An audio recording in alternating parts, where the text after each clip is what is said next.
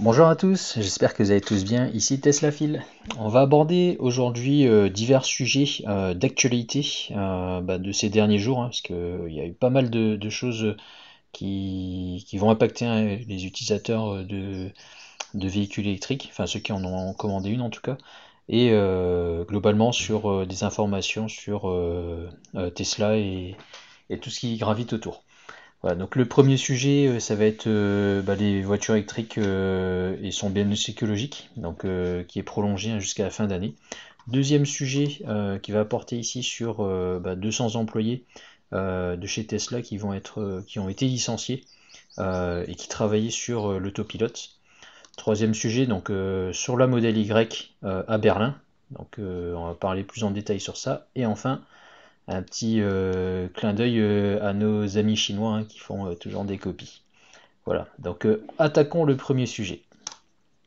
Donc, concernant le bonus écologique, donc normalement à partir du 1er juillet, le bonus écologique devait être baissé de 1000 euros, donc de passer de 6000 euros à 5000 euros pour les véhicules de moins de 45 000 km et véhicules neufs. Et pour les véhicules de 45 000 euros à 60 000 euros, on avait un bonus écologique de 2 000 euros qui devait passer normalement à 1 000 euros donc, au 1er juillet.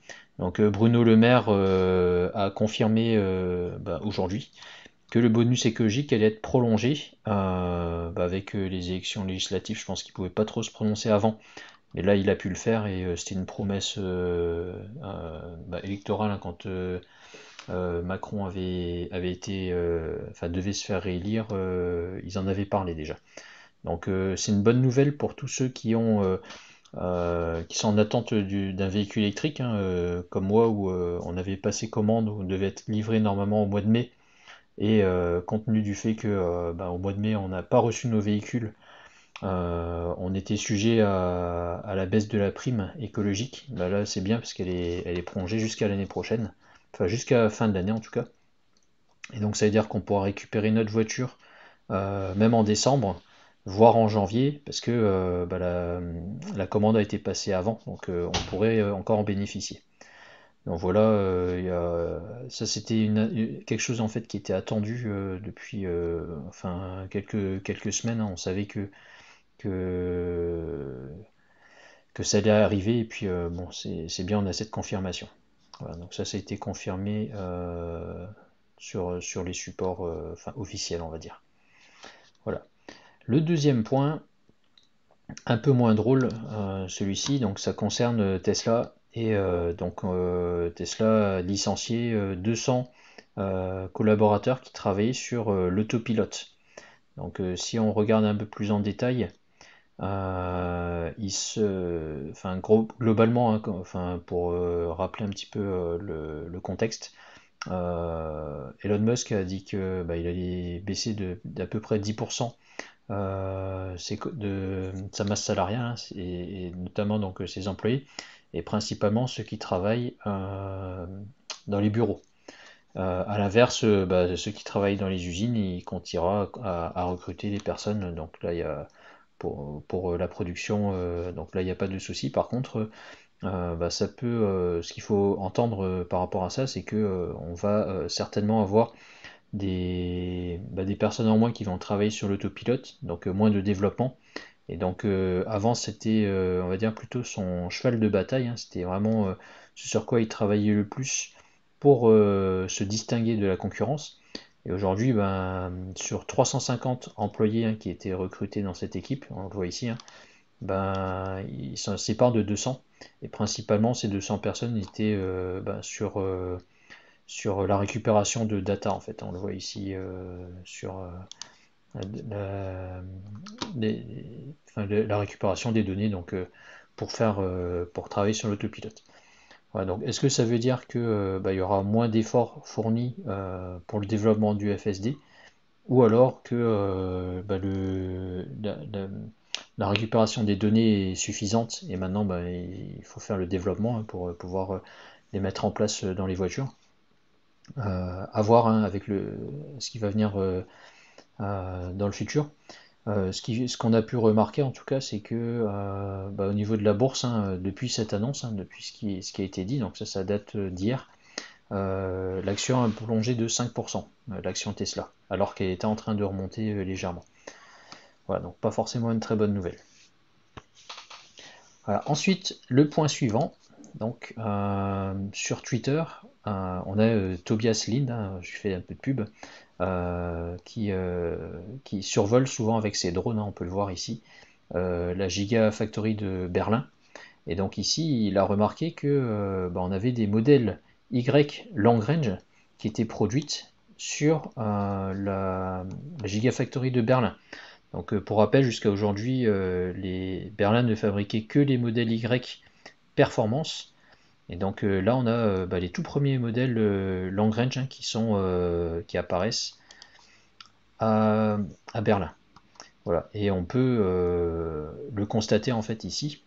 Donc si je vais dans le configurateur Tesla, on voit ici donc la long range qui est prévue en livraison pour le mois de novembre au mois de janvier 2023 si on la commande maintenant. Et c'est les mêmes dates que pour la performance, octobre-décembre on va dire. Donc on est sur les mêmes dates, tout à l'heure j'avais fait un changement de couleur, donc c'est pour ça. Donc octobre-décembre pour une LR, octobre-décembre pour une performance.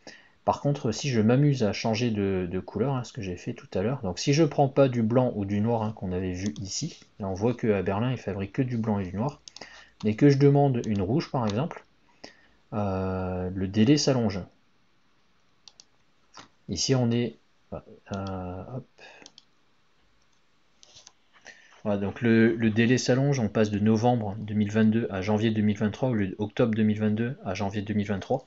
Et ça, je pense que c'est lié à l'usine qui la fabrique, parce que du coup, elle serait fabriquée pour l'instant en Chine, parce que Berlin ne propose que les couleurs blanc et noir pour l'instant. Ils sont pas encore, montés jusqu'à proposer les autres couleurs du catalogue. Là, on voit pour la grise, par exemple, c'est de décembre à février. Donc c'est encore plus lointain. Et ici, on voit également, c'est encore plus loin. Donc je pense que c'est dû à ça. Si on jette un petit œil rapidement sur la modèle 3 blanche, donc qui vient de Chine, hein, la propulsion, on est déjà sur des livraisons à avril 2023, juin 2023, donc beaucoup plus lointaines. Ici on regarde là rapidement pour une LR, vous voyez que c'est pareil, hein, avril 2023, juin 2023, alors que la performance c'est plus rapide. On est toujours sur octobre, décembre 2022. Donc c'est là où on voit vraiment que Tesla pousse la livraison plus rapide pour les modèles les plus chers. Voilà, donc ça c'était l'aparté pour la modèle 3. Et enfin, le dernier sujet, ici, on sait que, je vais vous montrer ici, hein, on avait la Tesla, la Giga bière, je ne sais plus comment on l'appelait, la Tesla bière. Donc lors de l'ouverture de l'inauguration de la Gigafactory de Berlin, Elon Musk a lancé donc la bière, la Tesla bière, Tesla Giga bière, voilà. Et donc ça a donné des idées aux Chinois parce que là on a ici, vous voyez la Giga bière. Et des Chinois se sont inspirés de cette bière et ils ont fait la Tesla bière. Donc en fait Tesla en chinois c'est comme ça qu'ils prononcent Tesla, Tesla. Et donc ils ont même été copier le logo. Et donc forcément Tesla va traîner en justice le fabricant de cette bière parce que ils ont voulu copier et voilà quoi.